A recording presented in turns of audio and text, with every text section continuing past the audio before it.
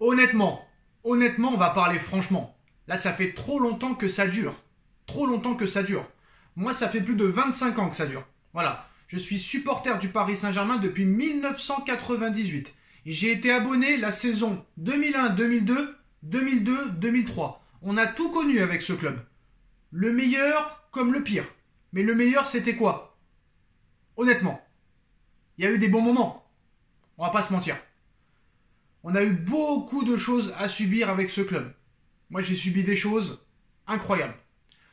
On a vu des joueurs quand même très mauvais au Paris Saint-Germain. Des Francis Liasser, des Fabrice Pancrate, des Pichot, des Souza, des Everton. QSI est arrivé, ils ont voulu révolutionner cette équipe. Ça n'a pas réellement fonctionné. Et je pense que très clairement, ça ne fonctionnera jamais. Dans cette équipe qui est le Paris Saint-Germain, je pense très sincèrement, à l'heure où je vous parle, samedi 19 août, que ça ne marchera jamais. Tu peux mettre Guardiola, Mourinho, Florentino Pérez, tu peux acheter le meilleur gardien du monde, les meilleurs défenseurs du monde, les meilleurs latéraux du monde, les meilleurs milieux de terrain du monde, les meilleurs attaquants du monde, ça ne marchera jamais. Quand Luis Enrique est arrivé, je sais ce que vous allez dire, tu peux pas juger dès le deuxième match, ce n'est pas possible, ce n'est pas professionnel, c'est irresponsable de juger quelqu'un au bout de 2 matchs. Je suis désolé de le dire. Très clairement, je suis désolé de le dire. Mais je pense que depuis que je regarde le football, en 2 matchs, je me suis endormi. Voilà, c'est clair, c'est net, c'est précis. Même sous Galtier, même sous Pochettino, j'avais quand même réussi à rester éveillé. J'avais réussi cet exploit. Quand Tuchel est arrivé, on disait qu'il ne pourrait pas faire pire qu'Emery. Il a fait pire qu'Emery. Quand Pochettino est arrivé, on a dit qu'il ne pourrait pas faire pire que Tuchel. Il a fait pire que Tuchel. Quand Galtier est arrivé, on a dit qu'il ne pourra pas faire pire que Pochettino. Il a fait pire que Pochettino. Et là, on est en train de nous dire que Enrique ne pourra pas faire pire que Galtier. D'accord, ça fait que 2 matchs.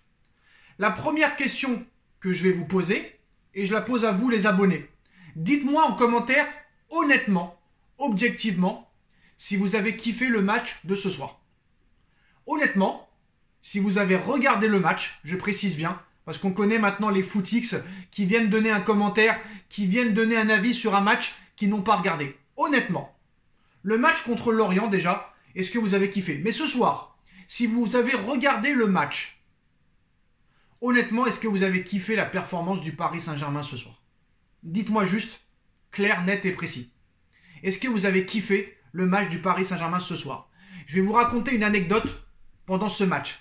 À la 2e mi-temps, après le but de Mbappé, 5 minutes après le but de Mbappé, je me suis endormi. C'est pas une vanne, hein. C'est la triste vérité. Je me suis endormi pendant 10 minutes.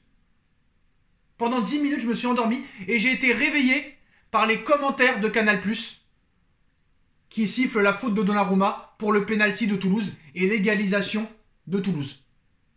Je me suis endormi. C'est la vérité. Véridique. Non seulement le football a perdu de sa superbe depuis plusieurs années, mais très clairement là, au Paris Saint-Germain, c'est le néant total. C'est le néant total. Il n'y a rien à débriefer. Que voulez-vous débriefer? On va essayer quand même de débriefer. Alors non seulement je vais sortir mon débrief, en tout cas je vais essayer. Il y aura un débrief sur la chaîne Les Vidéos de Nono et Sacha. Venez rejoindre cette chaîne pour venir voir le débrief de Nono. Et sur la nouvelle chaîne qu'on a créée, YouTube, nouvelle chaîne Foot Info, le lien est en description. Il y aura un super débrief dans quelques dizaines de minutes avec moi, Sacha, Nono et Avner sur la chaîne Foot Info. Donc 3 débriefs ce soir. Honnêtement, très clairement, qu'est-ce que vous voulez que je débriefe? Le match commence, comme d'habitude. Tu as la possession de balle. 87% de possession au bout de 20 minutes de jeu. Il y a Toulouse qui te bouge un petit peu. Mais voilà, à part faire des passes à 10, il n'y a pas de verticalité, il n'y a pas de profondeur, il n'y a pas de rapidité. Tu mets Vitinha ailier droit, il n'a jamais joué ailier droit. Déjà qu'il a du mal, Vitinha, à son poste de prédilection. Qu'est-ce que tu viens le mettre ailier droit? Vitinha n'a jamais joué ailier droit de sa vie. Vitinha n'a pas de qualité de passeur. Vitinha n'a pas de qualité de buteur. Vitinha n'a pas de qualité au niveau de la vitesse. Qu'est-ce que tu vas me mettre Vitinha à droite. Alors que tu as Dembélé, Mbappé, Asensio et Kitike qui, quoi qu'il en soit, qu'on aime ou pas, sont meilleurs que lui. Je ne comprends pas. Au pire, si tu veux vraiment faire quelque chose de spécial et que tu veux innover, ne mets pas Vitinha ailier droit, mais Hakimi. Hakimi, en première mi-temps, c'est de loin le meilleur joueur de l'équipe, Hakimi. Du moins en première mi-temps. Donc si tu veux mettre un ailier droit, mais ne pas mettre Dembélé, ou ne pas mettre Ekitike, ou ne pas mettre Asensio, mais Hakimi, qui a montré de bonnes choses le premier match, et lors de cette première mi-temps contre Toulouse. Hakimi est le meilleur du match en première mi-temps. Très clairement, qu'est-ce que tu vas me mettre Vitinha ailier droit? Je ne comprends pas. Mais voilà, il y a un problème au milieu de terrain, ça c'est clair, c'est net. Comment tu peux pas le voir? 0 but dans le jeu. 0 but en 2 matchs dans le jeu. Est-ce normal? Est-ce normal? Je pose la question. Est-ce normal? 0 but dans le jeu en 2 matchs. Il y a un moment donné, il va falloir rendre des comptes à un moment donné. Je veux bien qu'il y a l'histoire Mbappé, Neymar est parti, Messi est parti, Verratti ne sera bientôt plus là. Et là, on est en train de nous dire, ah bah en fait, fallait peut-être les garder parce qu'ils sont pas si mauvais que ça.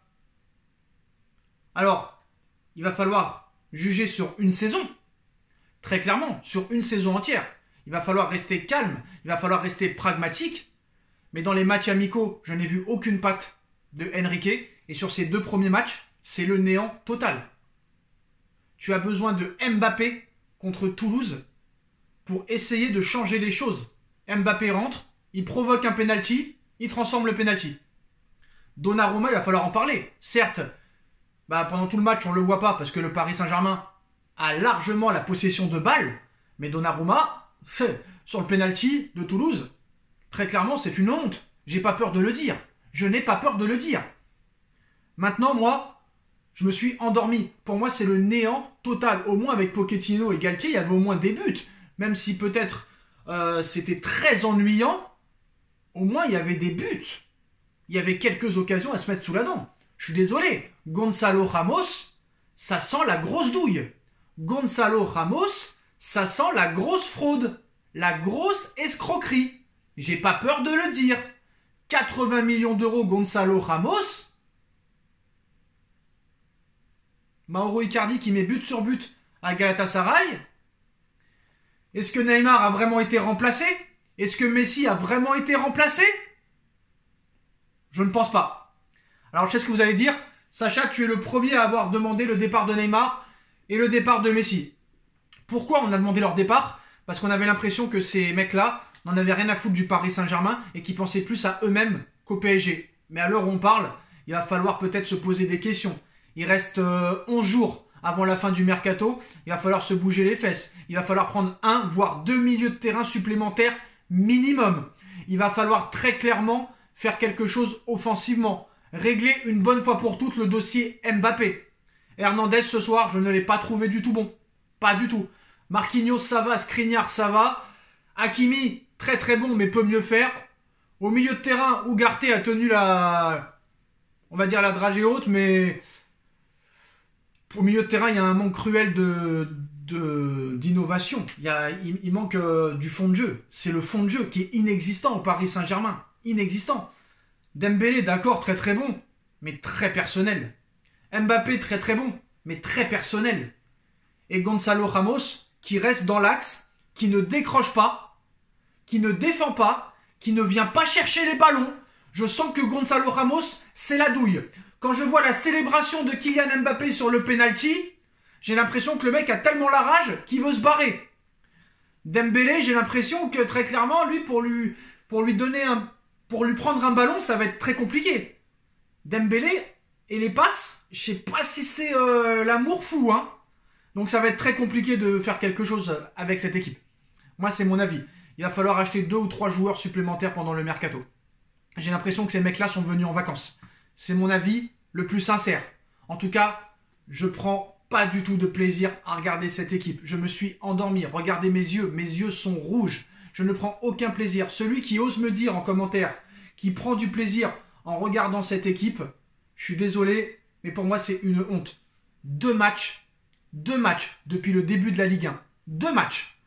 0-0 contre le FC Lorient, qui va jouer le maintien ou au grand maximum le milieu de tableau, et un partout contre le TFC, Toulouse Football Club. Ça veut dire qu'on a commencé 2 matchs avec 2 matchs nuls contre 2 équipes qui vont jouer le milieu de tableau ou le maintien.